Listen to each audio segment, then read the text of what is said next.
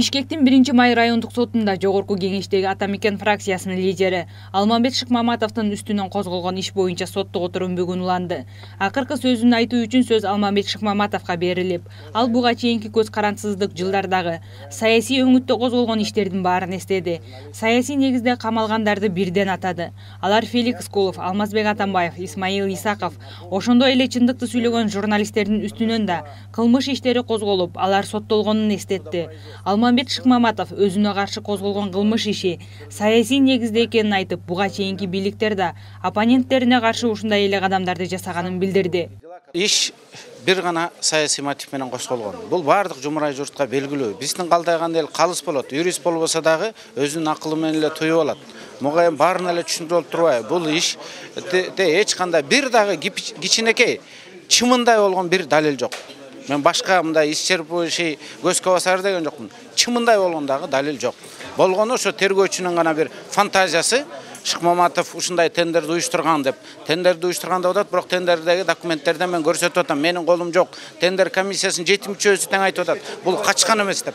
Анан болбой эле жок сен уюштургансың деп мындай догуруна берген болбойт да. Мындан тышкары мамлекетте чыгым келди деп атат. Мамлекетке чыгым келбегени ал дагы 100% далилдендин да бул жерде. Анда дагы болбойт. Айтор иши кылып мен бардыгын Кудайга койдум. Андан кийин айыпталуучулардын бири Жусуп Иманалиев өзүнө карата соттук отурумдарда бир да жеткиликтүү далил болбогонун айтты. Бирден бир свидетель айткан жокпу биз жөнүндө мындай тигиуде. Бир киши айткан жок. А сиз дагы кошуп туруп главный кылып калдыңыз мени. Эки жолу бар, эки киши ошол жерде фирмада жүргөн болуш керек дегенге мени главный кылдыңыз. Дагы 9 жыл бердиңиз. Буларга 8 жыл берип сурадыңыз. Мен кечээки выступлениямдан кийин ушу эл билсе болду. Германиялык жаран Али Юксель акыркы сөзүн сүйлөп жатып, айыбы жок экенин билдирди. Аны ошол учурда тендерди утуп алган Барат Люкс ишканасынын директору катары күбөлүккө чакырышкан. Бул жерге чакыртылган күбөлөрдүн бири дагы менин айыптуу экенимди айткан жок. Бирок мага коюлган айыптоолор өзгөрүүсүз калууда. Мен Кыргыз Республикасынын мыйзамдарын эч качан бузган эмесмин. Ишкер катары мамлекетке салык төлөп келдим. Айтпашым керек эле, бирок айтууга туура келип жатат. Мен Сокулук районунан Токмок шаарына чейинки аралыкта жакыр жашагандарга, балдар жана каарлар үйлөрүнө, ошондой эле медреселерге акчалай жардам берип келдим.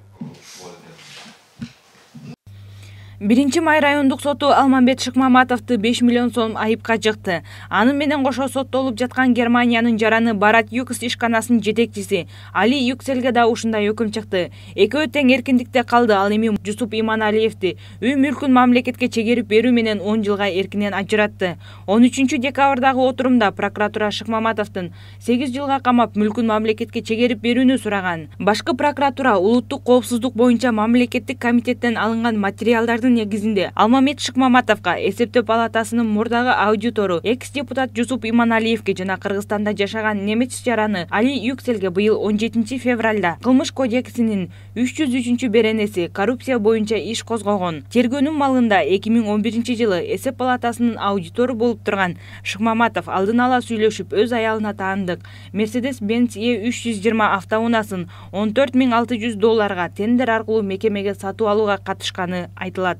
Германиянын жараны Али Юксель жетектеген Барат Юкс ишканасы эсеп палатасынын кызматтык унаа сатуу үчүн тендерге катышкан. Аталган тендерге 2 фирма катышып 2011 жылы 5 октябрда жыйынтыкталган. Ишти УКМК тергеп 1-май райондук сотуна өткөрүп берген.